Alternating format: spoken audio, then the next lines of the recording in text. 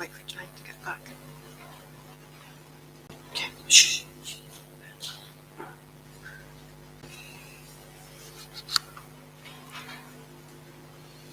Right, welcome to the Town Council meeting.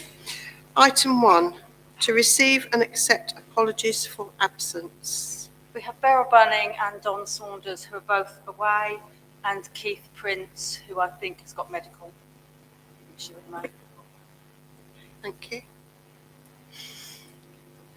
Item 2, to note declaration of members' personal, prejudicial and disclosable pecuniary interests in respect of items on the agenda. Anyone? No. Item 3, minutes. 3.1, to confirm that the minutes of the meeting held on February the 28th, 2023 are a true and accurate record. Has everybody had a chance to read them? All happy? Yeah.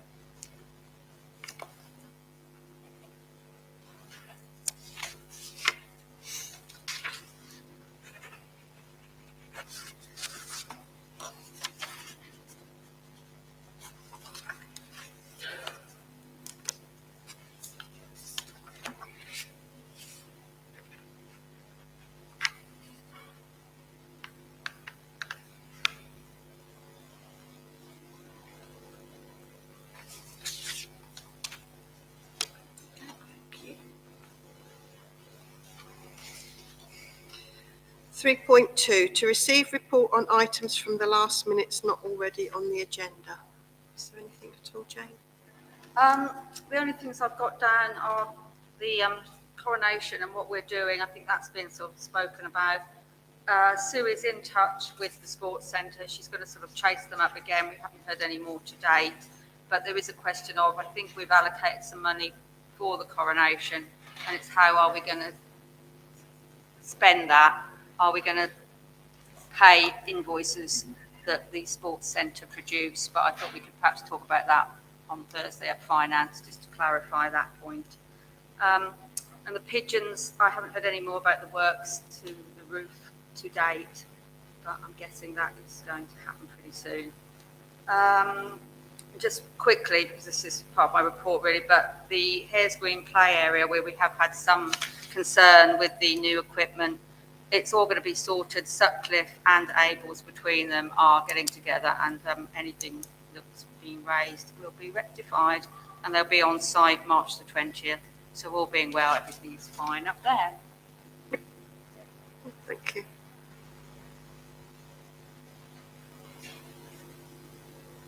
Okay. Good. Sorry, Pat.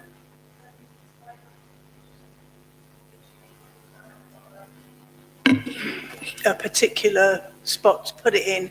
I wanted to ask the council if they would do the same as they did last year and help with the paperwork for the jobs fair, which will be on the 2nd of June this year. That would be the flyers and banners for Queen's Hall and Tesco. Perhaps take that forward to finance again on Thursday. Thank You're you. going to be there on Thursday, Pat? Yeah. Yeah. Thanks. Thank you. 4.1, Chairman's report. It's yeah. On the 10th of March, I attended a meeting with Catherine regarding the Thetford Road allotments and with Mary Jane and Jane, and hopefully that will be looking into on the next council meeting. And then tonight I attended a presentation for Tina Cruz. So well done, Tina. Well deserved. 4.2, Vice Chairman's report. Thank you, Chair. On the 7th of March, I attended a meeting about the new heritage boards that will be going up in the next, after Purdah is over and the election's been held, they'll start going up then in specific places. On the 10th of March, I attended a CHC management meeting and an updated meeting on the food hub. And on the 13th of March, I attended a meeting with the owner of Belvoir, Councillors Warwick and Stallard, and the town clerk to discuss the proposals for the company becoming a lead sponsor for the food hub. The owner of Belvoir, it's franchised. She owns this store and the one in Bury St Edmunds.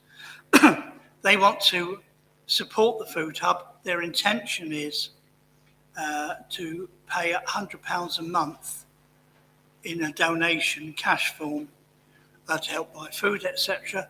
They also are willing then to help advertise the food hub, produce leaflets for it, do notice boards, put stuff out in shops, and seek other sponsors from the companies that they deal with, specifically looking at some of the farmers that they deal with to see if they can get some food contribution from them. But we will come back with a further, the total agreement for you to approve at the next meeting. But this is just to tell you what is happening in case you see them or photographs them at the food official opening on Thursday and think, why are they there? It's because they're going to do that for us. Thank you, Chair. Thank you. 4.3, Clerk's report. Okay, a couple more things to add. The 20-mile-an-hour speed limit that's being talked about through the High Street, I think they're looking at whether that can now be extended through to the end of the Brandon Road, I guess, going out of town. That's something I think Cranswick have asked about following the sort of tragedy down there the other week. And the other thing that I've got down is the market rules, which we were going to look at as a council, I think, before April. Tina and I have gone through them, so I have got a draft, which again I'll send out and then put on the end of March meeting. That's it, other than what's in your packs. Thank you. Yes, Catherine.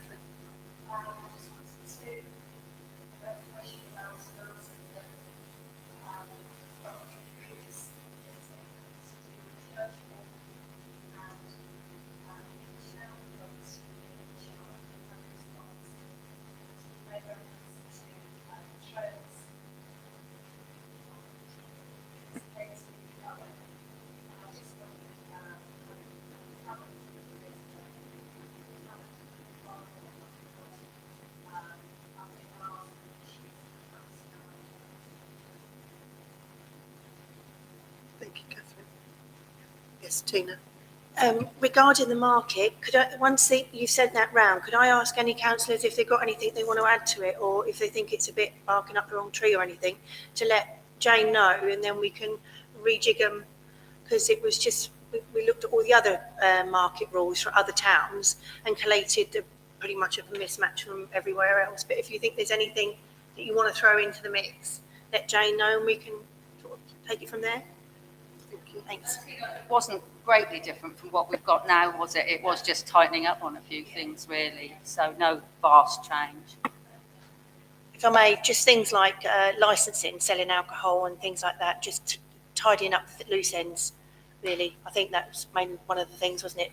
You know, getting TENS notices for things and checking whether the market rules cover odd things. Okay. Right, thank you. Item 5, public participation. Did you wish to speak at all?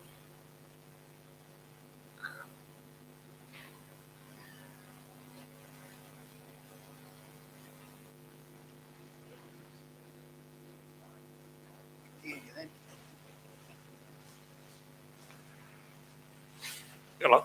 As regarding the parking over Nelson Court, it's the third time I've been up here. Nothing's been done about it, and it's just getting worse. As we mentioned to you before when you've been here, it's not something that we as a town council have any control over at all. It would be a case of highways, I've tried which that. is Norfolk County Council. I've contacted them, I've contacted the police, and it comes back to seeing you. It goes round in a circle. No. I would suggest that you do a letter or email to Claire Bowes, who is the district I spoke to her and county twice. councillor for this region. I spoke to her twice.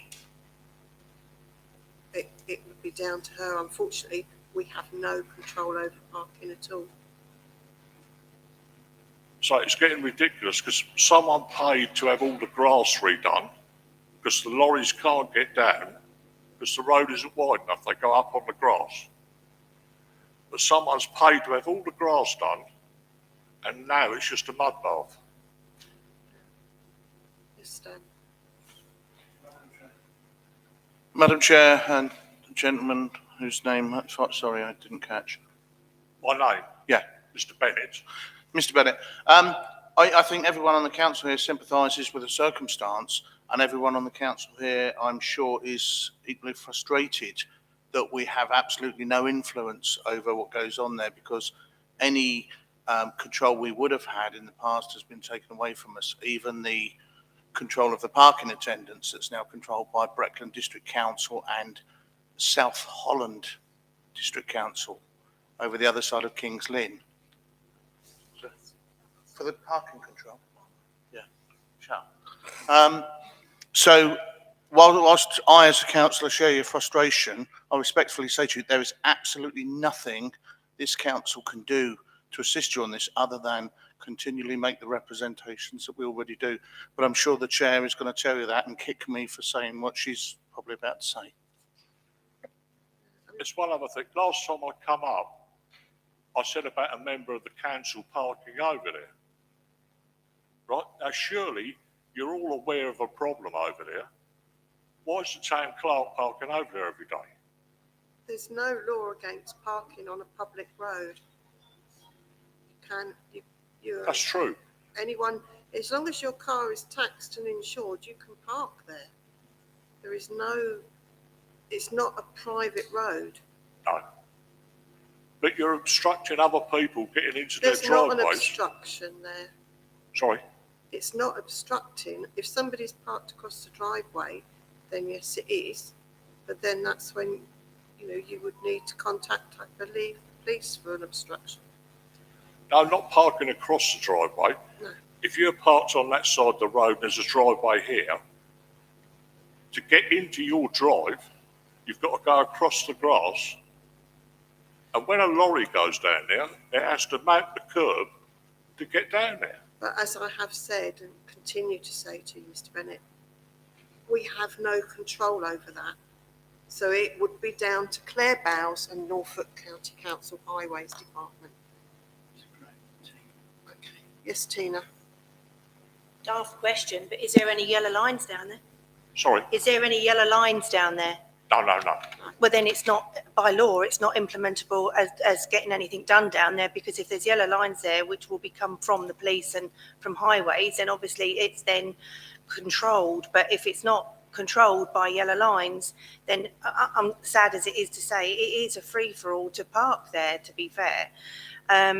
It's not what the residents want to hear, and I totally understand that, it's not nice, and I know you're going to say it's not on your backyard, but I have lived in London myself, and I've literally had to park my own car streets away from where I live.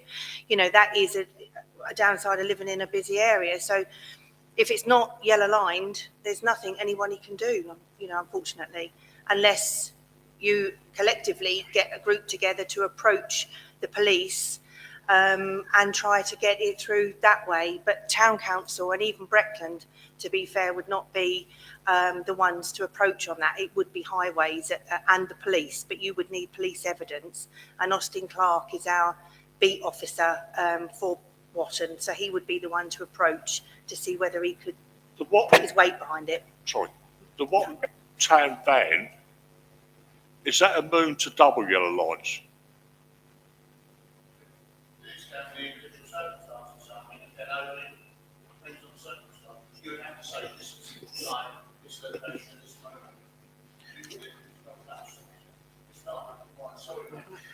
Yes, Graham.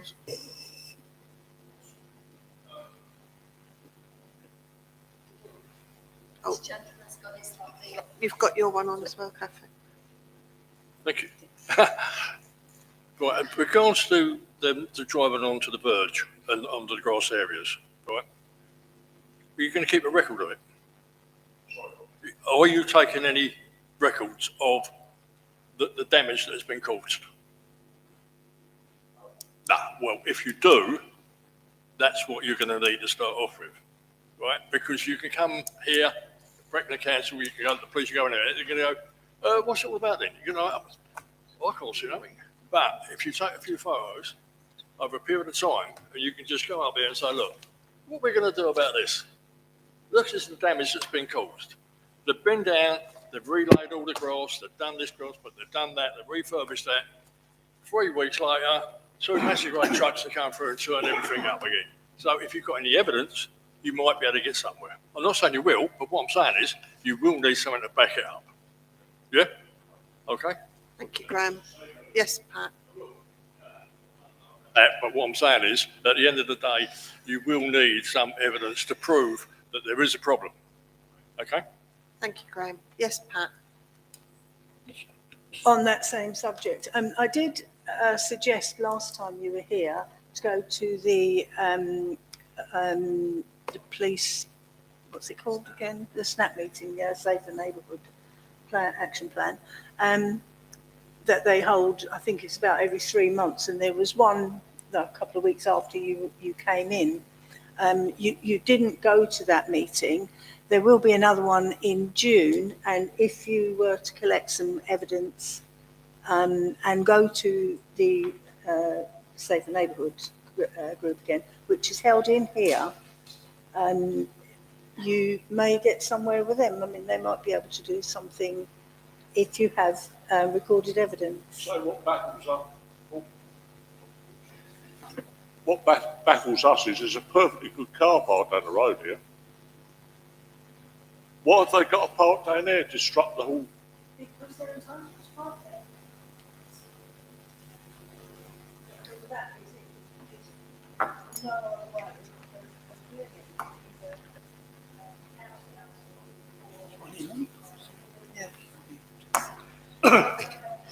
Thank you, Pat. Yes, Toby. Just on a quick note for Mr. Bennett, again, I can understand your frustration. I think what is important is, first of all, I think you need a collective effort. I think if the residents of the area, Nelson Court, if you all gather together and get, a clear signature of your concerns and put that together, first of all, then follow with the police like they've suggested. But I think the focus should be away from individual cases rather than you being collective in terms of and also you need to demonstrate, is it a safety issue? Is the parking there causing a safety issue? Is the parking there risk to other road users and residents of the area? Is the parking again causing? Is it an environmental problem? Is it the fact that they're destroying grass and natural habitat? If those are the concerns, you need to clearly list that, because if not, it's just going to be a matter of you pointing out individual cases. Hence why it hasn't gone anywhere. I think we need to look at a different approach, and like all my other colleagues have said, this might not be the right place to start. Really, we're more than happy to offer support and advice, but it might not be the right place to start. Thank you, Toby. Right, you say that 2 petitions have been handed in before I moved over there. What's happened to them? I haven't received a petition, no. I think we could go round and round in circles, Mr. Bennett, but Graham's given you some ideas to start you off, and I would just contact the highways at Norfolk County Council. Pat mentioned the SNAP meeting. It's actually on April the 19th here at 7 o'clock. So if you've got some evidence between now and then, that can be passed over to Austin, who will be attending. Oh yeah, but we have said just to contact her. All right.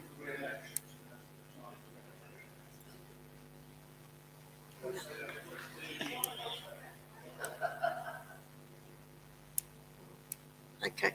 Thank you for your time.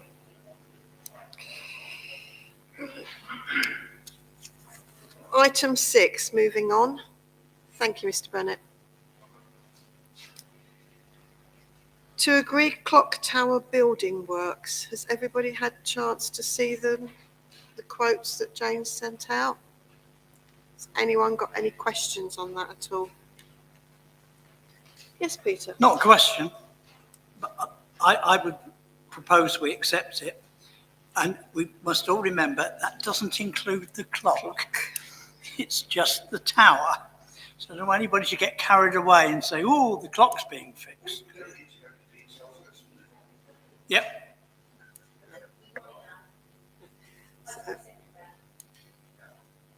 Was that a question or is that a, all those in favour? I was just going to say about getting the message out that it's not the clock. We are live streaming, so the 1,000 people or so out there listening to us will know. Yeah, it is just the actual building and to make it safe inside to progress on with any further works that will be required. So all those in favour of accepting that quote? Thank you, Jane. If you go ahead with that one then. Thank you. We anticipate it's not going to be till June, July time, the builders are, yeah. They don't know what time it is, so they can't come in. Item 7, to consider dates of full council meetings in April and May. I'm going to pass this over to Jane because there's so many different dates floating. Yes, I think when Michelle and I looked at this, particularly in April and with the bank holidays and the turnaround and the 3 clear days notice you need to get the summons out to people, we really thought April is going to be just a strange month, to say the least. And if we can just have the one meeting at the end, which will be the 25th, I believe, I think that would work. We do also have the annual town meeting on the 18th, so we have that meeting as well, although that doesn't necessarily affect you guys. We don't have a lot to come up on the agenda, hopefully, at the moment, because we are at the end of the council term. So that's the thoughts for April. The May meeting has been a bit of a nightmare to try and work out, so I don't know if you want to deal with the April one first or how you want to do it. Yes, Catherine.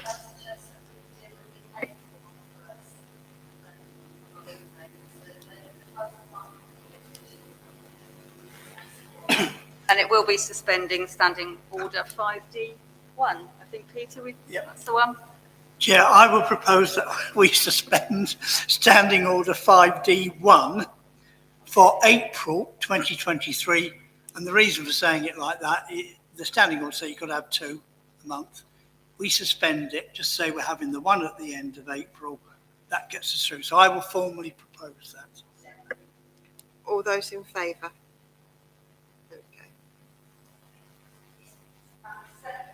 Has really been more of an issue, and it's when to hold the annual town meeting following the elections, because there are set dates. You have to wait 4 days for councillors to be in post following the election.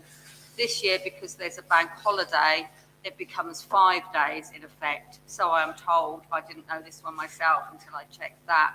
So once the election has been held, there will be no council at all until 5 days, when we will then know the results of the election. You have all got a pack there if you want to put yourselves forward again. Following that date, there then has to be 14 days, or there can be up to 14 days to hold the annual town meeting. It would be easier for us to miss the first meeting in May, which we usually have because of those dates and election times. We looked at it and thought, do we have it a week later? Probably not the best of ideas. Leave it and again have just the one meeting in May, which would be the 23rd. That is the very last day we legally can hold that meeting, but that's the suggestion. Yes, Catherine.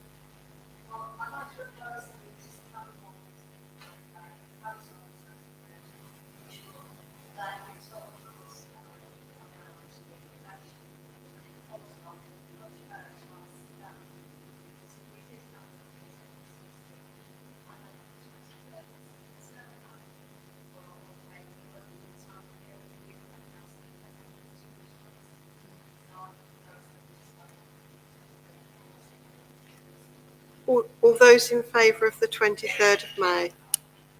There you go. 25th. Thank you. Right.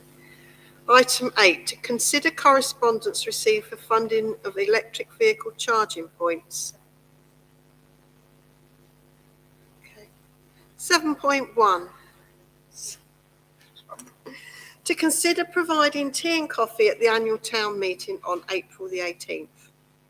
I think we should, because if people are going to be turning out, then I think it's only fair that we do. Yeah. Wishful thinking your part. Yeah. It's-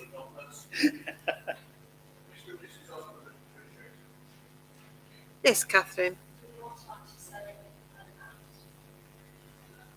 I think they said an amount, didn't they? I think it's £30, which we £30. could have perhaps said yes anyway for £30, but just wanted to run it by you guys really. Do we go with that? Second. All those in favour? Stale ones. Yeah. Thank you. And that will be the sports centre actually doing that, aren't they? Yeah.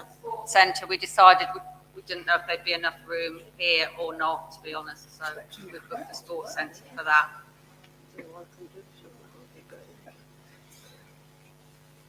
Okay. So, item 8. To consider correspondence received for funding of electric vehicle charging points in Norfolk. Yes, Tina.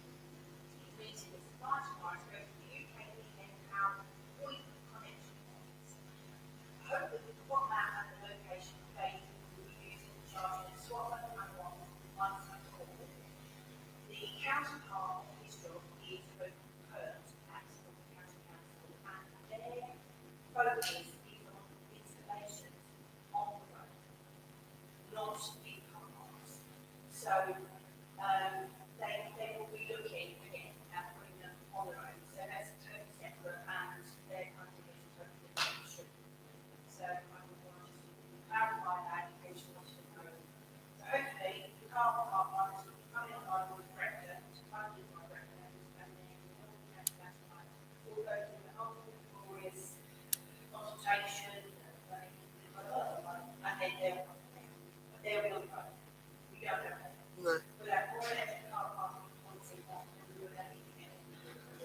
Well, reading the thing that came out, it seemed as if it was going to be tourist areas that are going to get priority.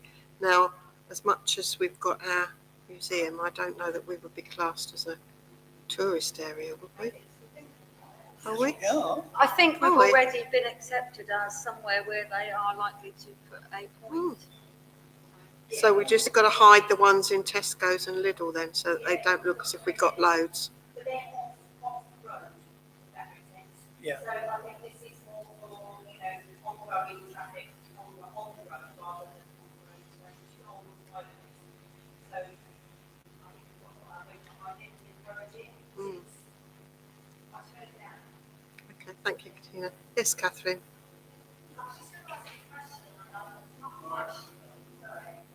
I was just going to ask a question. I'm not quite sure how it fits in, where it fits in with what Tina's just been saying. But on the last paragraph, it said no suitable locations for Watton Town Council to put forward. And then it talks about CHT and so on. And I did wonder, that there's a piece of land which I think is owned by Breckland by the Queen's Hall. Have any thoughts been given to use, perhaps using that, or is that just not possible? That's not going to be possible, Catherine, because it's classed as off-road again. This has got to be on-road. So it's something like the bays outside My Hills or Barclays Bank, somewhere like that, I would guess would be where they would stick a point, so that you can park. And to be fair, that would help the high street, because while you're charging your car, you pop into a cafe or do a bit of shopping or whatever. So I think it would be quite a good thing, really, for the high street to have one or two of those bays.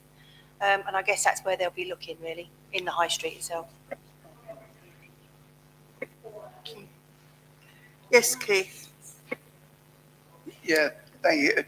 As with Tina, I read this and thought, well, why didn't county and district work together? You know, do the same piece of work, hand in hand, and and when I read this, what Tina was saying about being on the road, I was reading things about Queen's Hall and Charlotte Harvey Trust. So I don't know where that comes into the mix.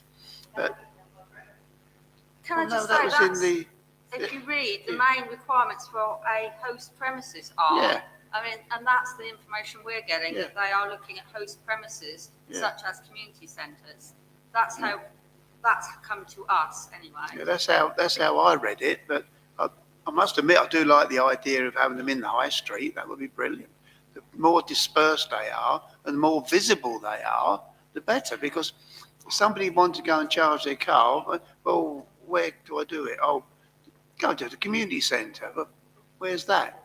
You know, you go around Back Street. And, you know, if you get them on the high street, I think that'd be brilliant. But I just wish they'd actually done this piece of work hand in hand.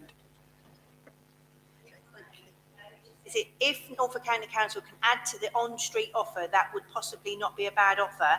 But as it stands, they are not funding any part of our installs in Watton and Swaffham car parks. Another reason for this is that a tri-party agreement would be difficult to manage on Breckland land. As it stands, subject to use, we will start to see some revenue return after year 5. That's within their own ones going in the car parks. But they've said it's fully funded with Norfolk County Council and totally separate from Breckland. Thank you. Yes, Peter. Well, if it went on the high street, which I think is a good idea, Norfolk County Council would have to change the parking regulations. You wouldn't be able to park for long enough to charge your car up. And perhaps we could suggest to them they could site it where BT's telephone box is. Well, exactly, because they say they've got a box there, but they haven't. I wouldn't be surprised if that is what they're thinking of, to be fair, because that would tie in nicely. Right.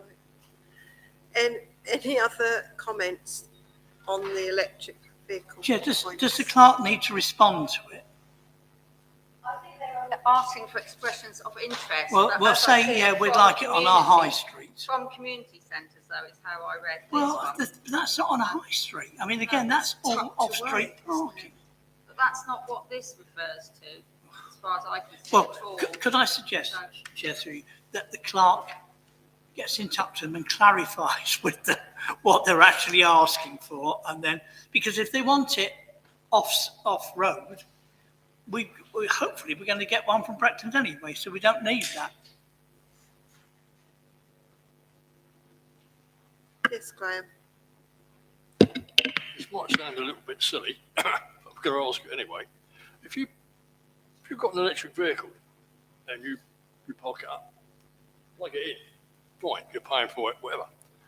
But if someone trips over that lead, whose responsibility is that? Because this is going to be a trip hazard. People are going to start claiming for this. I would imagine it will be sited close to the road so that it's not These, going like I across. say, I the mean, park. you've got a cable and, someone walking past there, catch their foot on the cable, bang, they're over. Not saying, I know it might be a bit of a silly question, but I'm going to ask it, well, I've asked it anyway, so. It's not a silly question. Yeah.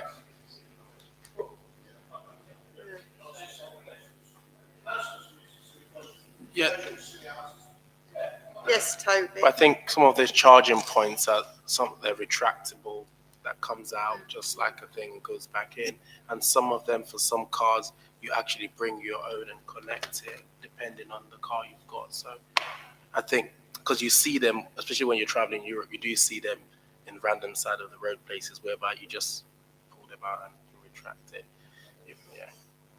Yes, Tina. just the last point, it just says on this thing, before proceeding to procurement, Norfolk County Council will need to finalise potential locations and are currently seeking non-committal expressions of interest from selected parishes. So I think it's just, we want one, and if we're going to have it, we want it on the high street. That's all we need to say. I doubt we're going to get it at all, looking at that, because they're really looking at the Broads and places like that. But if we just say we want one on the high street, thanks very much, let us know when you're coming down. We'll make you a cup of coffee. Plug into the bus shelter. Okay. Are we all happy that we've exhausted that section? Yeah. So, moving on, item 9, to agree on the size and locations for sheds at the allotments. This just came from the one meeting I did have before Christmas with some of the allotment holders at the Thetford Road site. They're saying the sheds aren't big enough for what they want to put in them. I think we're going a bit of a sort of precarious route, because if you have a big shed, they're going to use it for storage, perhaps. I don't think we need to have bigger sheds, but it's really to go to you guys to decide that. So I can at least say that it's been a council decision. So that's that one.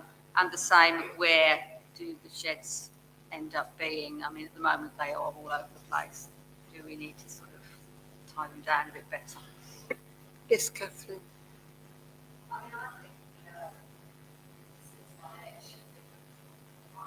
Plenty of beginning.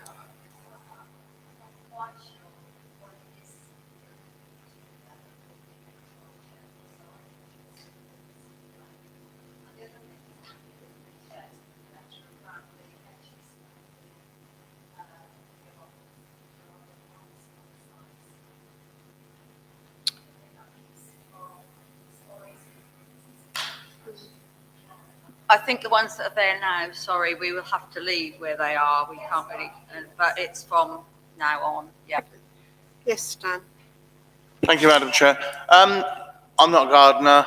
Perhaps Keith can bail me out on this one, but I would have thought we shouldn't be too precious about where the sheds are sited on the allotments, because it may well affect shade, sunshine, the wind, whatever. It's just a thought. Yes, Pat, and then Graham. Right, I had an allotment down in Southend before I moved up here, and my shed was a lot bigger, right? But that was the reason we had a community, and people used to bring stuff. Then we'd have a cookout, we'd have a barbecue, and it brought the community on the allotment together. Now, by restricting just having a little, you can't put a little deck on the front of it. You know, we can sit down, you can have a cup of coffee, you know, someone else from the other allotment says, oh, hello, Joe, pop over, have a cup of coffee, you know. Our rules and regulations state no barbecues, so well, what we don't want but, to encourage you know, this is, you know, fires on there. yeah, with too many sort of rules and regulations, and, you know, people think, so, well, you know, it's a waste of time. You know, you just go over there, you know, I'll dig something up, I'll bung something in, I'll go home. You know, there's no reason other to stay there. Right. You know, and it's a community thing. It should be encouraged. Yes, Pat. Do we own the sheds? The allotment owners own the sheds. Oh, right. So, because I was thinking, if we own them, why would we be paying for them when they don't pay very much rent anyway, do they? But okay. Yes, Keith. Thank you. I think the charm of allotments is the fact that they are all higgledy-piggledy. There's a shed here, a shed there. Somebody's growing this here and somebody else is growing that there. And it adds to the charm of it. And also, when you're gardening, you go to your garden. I'm lucky, my shed is on my vegetable plot. And you go into your shed and you get what you need and you go out. I forgot my secateurs. And then you get over there. Oh, I need a crowbar. I need a spade. I need a fork here.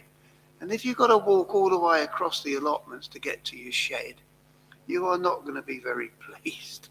So I think the charm of having your shed on or adjacent to your allotment is all part of the charm.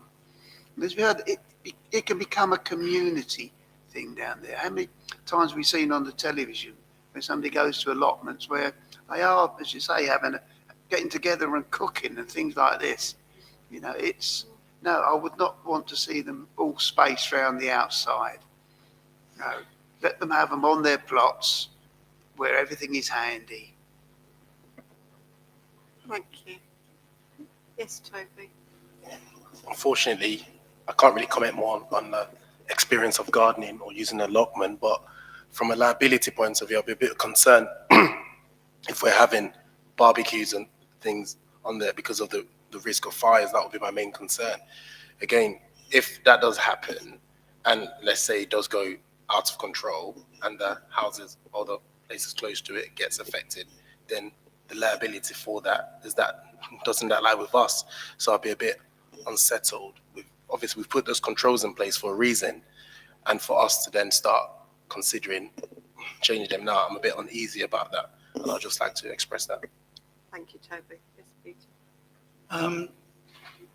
I think factually we ought to be aware there are groups of people who do have barbecues down there in the evening. I won't say they have barbecues, but they certainly sit out and eat there in the evenings because they have done. And if you remember when we all went round and had a lot round, there were long tables there in one part. I don't know whether they're still there or not. But anyway, I think we should maintain the regulations we have for the size of that, because otherwise, next thing you have is somebody will have a summer house down there. And can I ask the clerk, is it in the contract at the moment that when you give up your allotment, you have to take your shed with you? No, it isn't. It's a bit of a grey area, and I think we did also ask about deposits. I think we've got that next, because we do have issues with the sheds being left, and we don't quite know what to do with them. The arrangement almost at the moment is that the person who's going out will meet with the incoming tenant if possible, and they take over their shed that way. They sell it to them, whatever the arrangement they make it between themselves. Chair, in that case, I think we should be quite clear that there is a requirement for you, when you leave, to take your shed with you, unless you have an agreement with the new tenant that you're leaving it for them. And I think we need to write them, because otherwise, you're quite right. And there is a problem. Don't forget, we have two sets of allotments where people go, and we've had sheds left there, and we've had to take them down in the end because we've asked the previous tenant to come and collect, and they haven't. And that then causes a problem with letting that allotment to the next group of people. Yes, Tina. If we can come to some sort of agreement where, Sorry, Graham, I did ask for Oh, what? Tina. No, that's fine. Can I just ask Jane, I'm sure, and I know that there is a lot of Portuguese people that they are using the allotments there. If you need any of that papers to be translated in Portuguese, I don't mind to do it, so they know, in case if they just say, no, we didn't understand what you wanted. Yeah, that's right. Thank you, Tina. That would be helpful. Yes, Graham. could there be, regarding the shed, if someone wants to leave, right? If they can make arrangements for the person to take it on, fine. If not, it will be their responsibility to take it down. Because if I wanted an allotment and I wanted to go over there, and I think to myself, right, we've got my stuff, we've got all my gear, where am I going to put it? Oh no, we've got to build a bleeding shed now. Right? I ain't got the money for that. That's why I want an allotment and grow a few bits and pieces, so I can take home. But I don't want to go out and spend a fortune putting up a new shed. I think, is that in the rules that they... Everybody has to request in writing if they're going to put a shed up, and at that point we then follow on and say those sort of things, that you've either got to take it down or arrange to pass it on when you leave the allotment.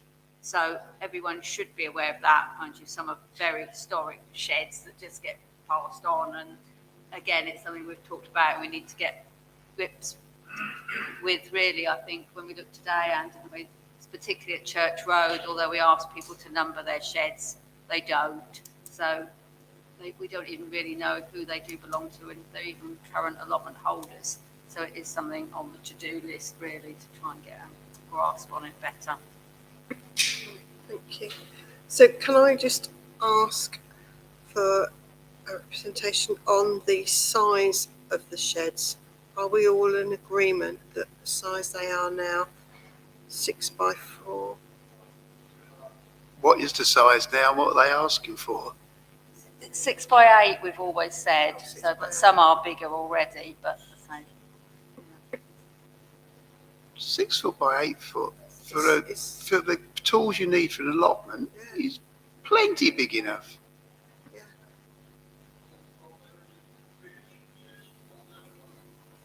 Yes, I think there are, and I think we've got to accept that rather than make people take them down and more or less draw a line under it now when we issue the new rules. This goes with it that from now on.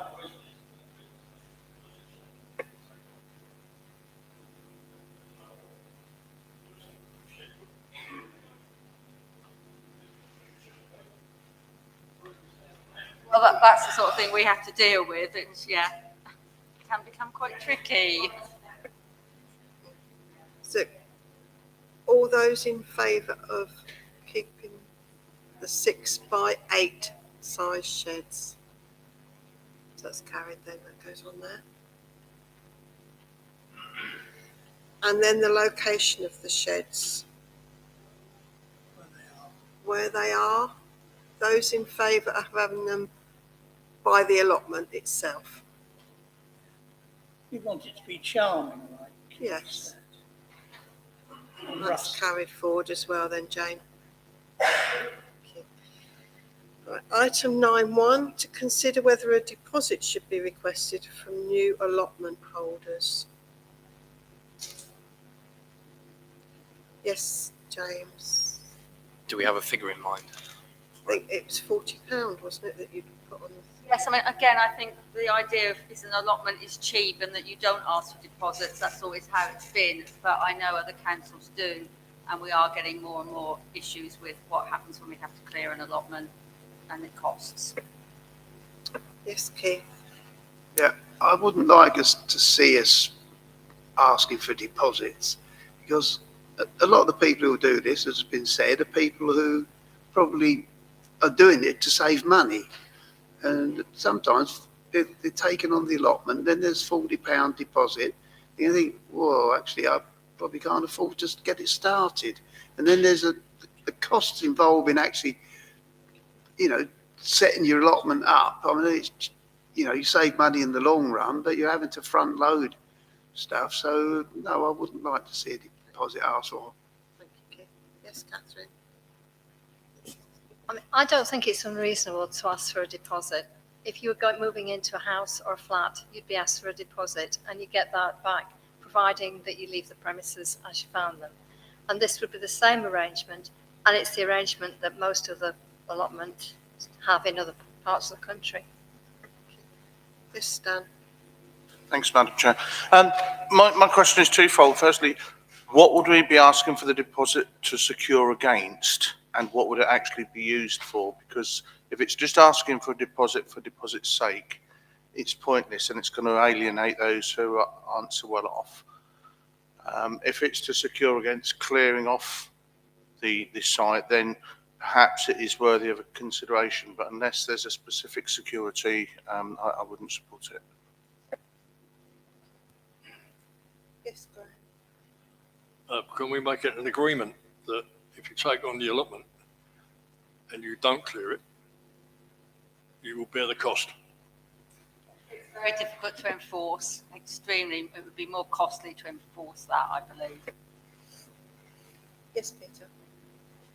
I just wonder whether, Jane, you got any figures of how many people, how often we have to clear up allotments when people leave because they don't clear them properly themselves.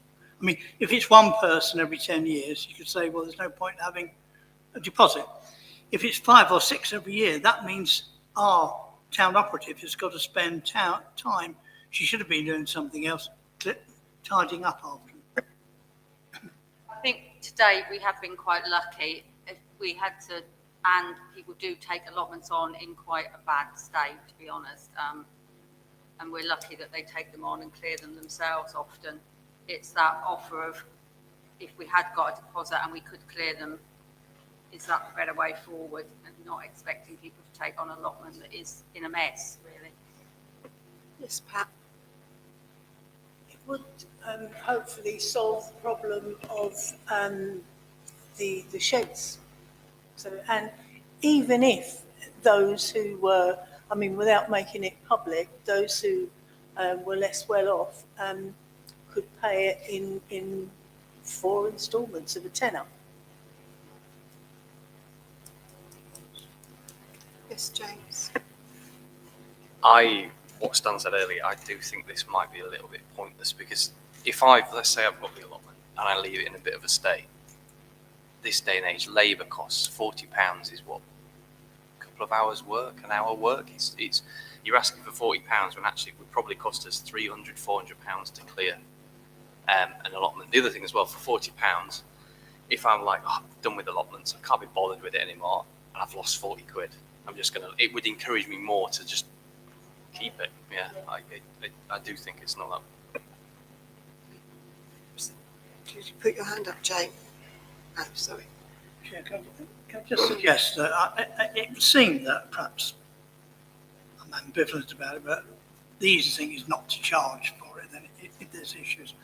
But perhaps we could ask the Finance Committee if, when they are doing the budget, they would put a sum of money aside against the allotments to cover the cost of clearing them up if we need to, because otherwise where's the money going to come from and do it? I just think we had a bit of money set aside for it. That might be helpful, but I'm inclined to go along with not charging a deposit. Yes, Dan. One thing, Madam Chair. What does the money go to that comes in from the allotments? The small amount of money we get from the allotments really just goes for the upkeep, whether that be the grass cutting, if we have to get anything done up there, the tree maintenance. With the small amount we've got, the water we've just put on, we haven't had any water bill as such. It is just purely to cover the cost of the allotments, and I doubt it does that. Thank you, Madam Chair. The point I was getting at was, is it self-satisfying? Is it something that is taken into consideration when the fees were set, that if the allotments are left in a bad state, those funds would cover rectification? That's just where I was going with that. Okay. So, proposal then is all those in favour of charging a £40 deposit.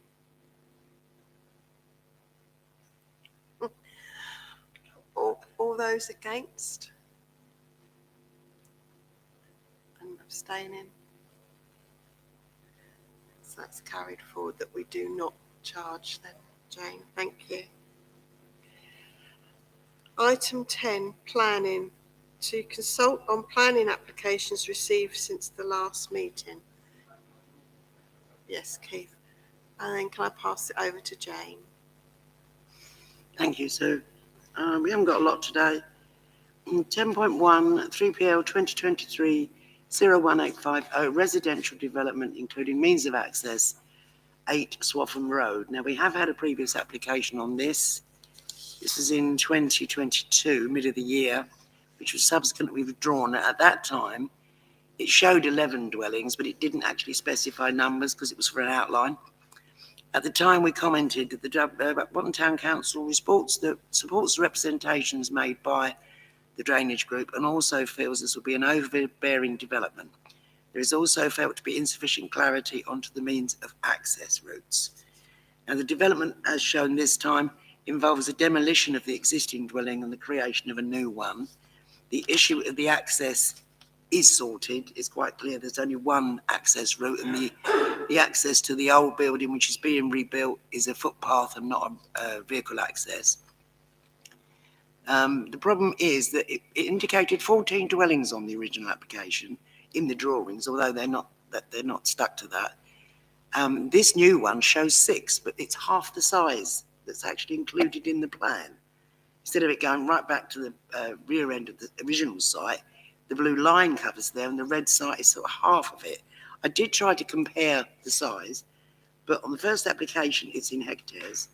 And in the second application, it's in square meters. And I tried about 20 times on my calculator, and my brain just went numb. So I couldn't work out exactly how much, but it looks about half. So I thought that was an issue.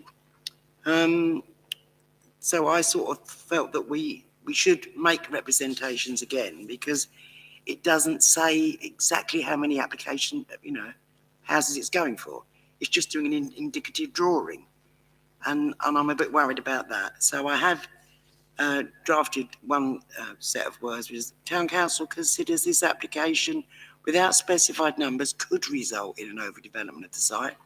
It also understands that the drainage group will be submitting comments in relation to the site and requests that these representations be given full consideration given their expertise and detailed local knowledge. Because I haven't seen that yet, because Liz is away today, and I probably won't even understand it when she does submit it, so I'll leave it to them. Is that okay by everyone? Yeah. Yep, okay. The next one, 10.2, 3PL 2023-0202F, conversion of outbuilding to residential dwelling, Hillwood Farm Town Green Road. I've had a look at this. I haven't got any comments I want to make. Has anyone got any concerns? No, I didn't see it as a problem. And the final one is 10.3 DC 2023-0001 DOC, discharge of condition number 1 on a 2022 application for Fitness Gym 1 Norwich Road. That's the submission of cycle storage locks, and it's now been discharged. So we don't actually comment, it's just letting us know. And I think that's all I've got. Yes, that is all I've got. That is the end. Yeah, before everyone